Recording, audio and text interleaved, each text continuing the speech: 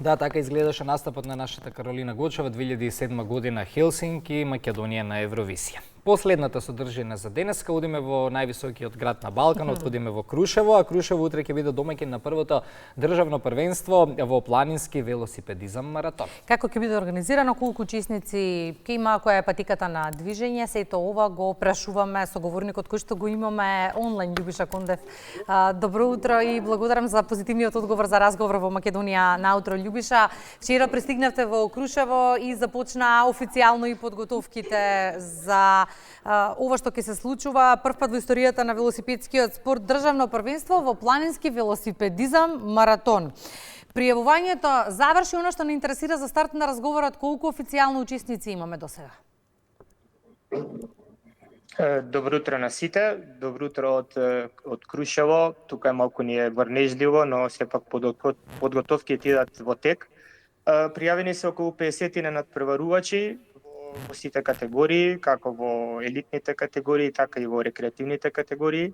Очекуваме дел од нив да пристигнат денеска, а останатите на самиот старт. Планински велосипедизам маратон, кои се карактеристиките на оваа дисциплина? Карактеристиките се тоа што дисциплината се вози долго, значи треба да се вози минимално 60 километри, со време траење кое што секогаш е различно во зависност од временските услови.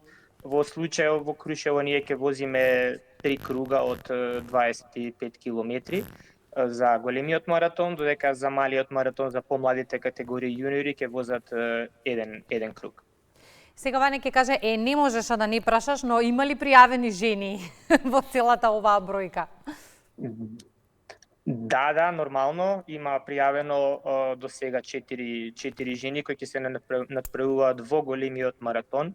Да кажеме дека жените во последниот период се помасовни во оваа дисциплина, се зголемува бројката затоа што интересот на жени велосипедисти е во последниот период се поголем и поголем. И така е, да кажем, и спортот е поинтересен затоа што чеството на жените докажува дека може и они да се пробаат со овој тип на дисциплина.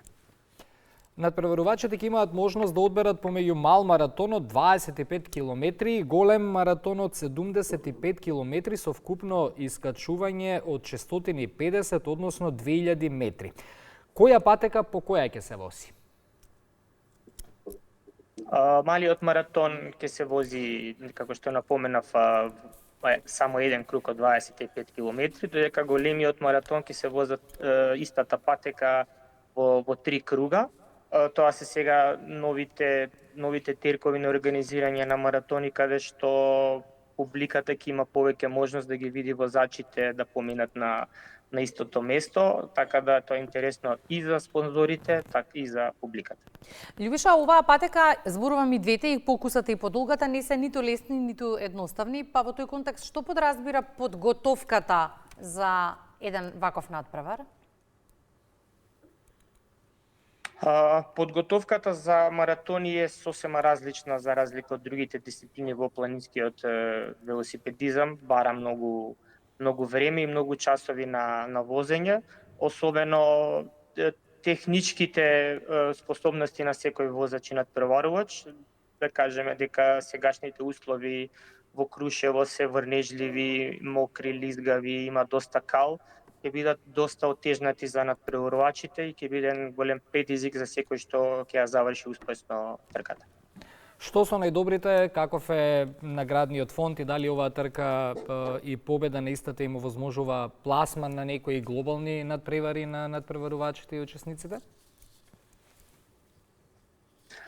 Наградите ги обезбедуваат нашите спонзори кои што се овдека во Крушево, хотелите, домакините, општината,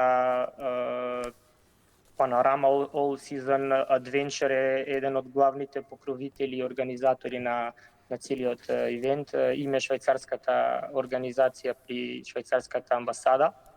Тие даваат практични награди кои што ќе им користат на сите надпреварувачи. Секој надпреварувач што ќе заврши во официјалниот пласман на државното првенство си добива уци поени и со тоа се рангира на светската ранглиста.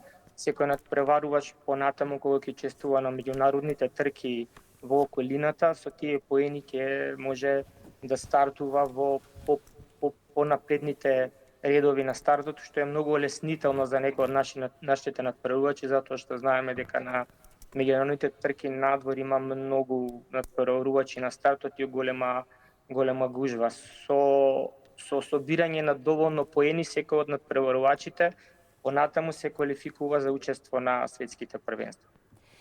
Ке има врнежи од дожд, тоа споменавте и вие, ке има и многу кал, сериозен предизвик за сите оние кои што се дел од трката. Посакуваме убав помин, па по завршувањето на истата ве очекуваме овде со победниците, може така?